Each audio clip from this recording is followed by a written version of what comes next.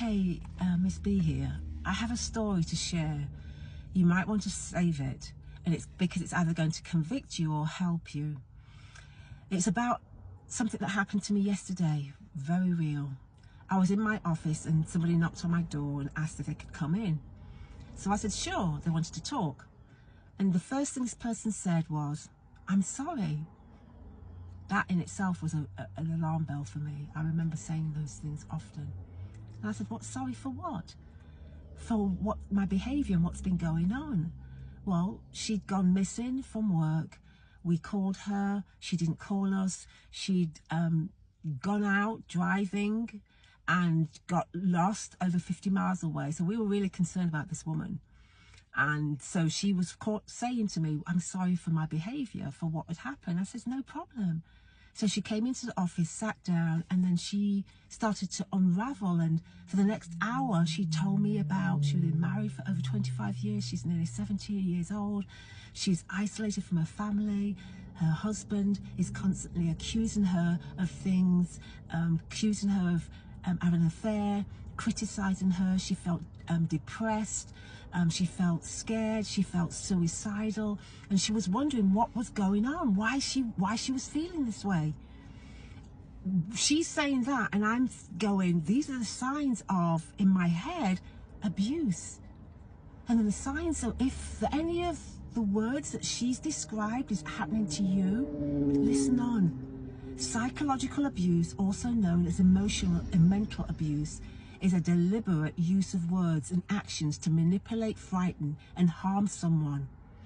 This is what was happening to this woman who was in this marriage for so long. She said she'd tried to leave before, and it was affecting work, because now she couldn't work because her health had been affected. And she's there thinking, what's going on? What's wrong with me? There's nothing wrong with you.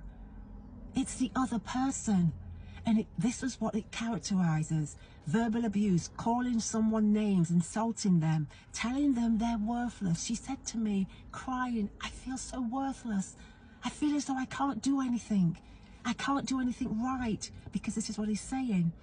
Gaslighting, distorting reality to make her feel and question her own judgment. She was questioning her own self and her own self-worth.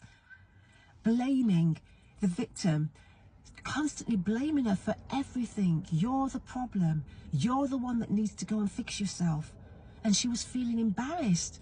That's why she came into my office to apologise. And I said, you have nothing to apologise. You've done nothing wrong. We were just so worried about you. And then the isolation, she said that she has nobody here. It's just him and her. And so she has no friends. So what I'm saying to you, if any of that resonates with you, don't feel confused anymore. The withdrawal, the silence treatment, you're not crazy. It has a name. It's psychological abuse, and it can have severe short and long-term effects on the mental and physical health. This woman is in pieces, and she doesn't know what to do. So what I did in those moments, holding back my tears, was I prayed with her and for her.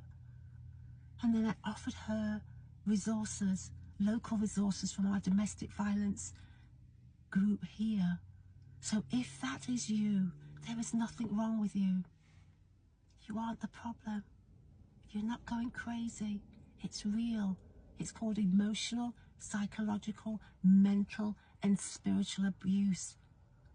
And it could be happening to you. And if it is, I'm going to put up the number for the National Domestic Violence Hotline. When you're ready, in your own time, call that number. It will be no judgment, and they will be ready to help you.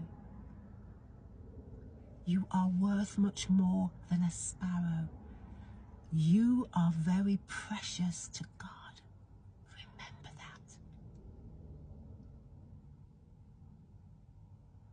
And if you know somebody who's going through this, do not judge them. Don't push them. Just be that listening ear, that shoulder they can cry on. And when they're ready in time, they will take the steps they need to take.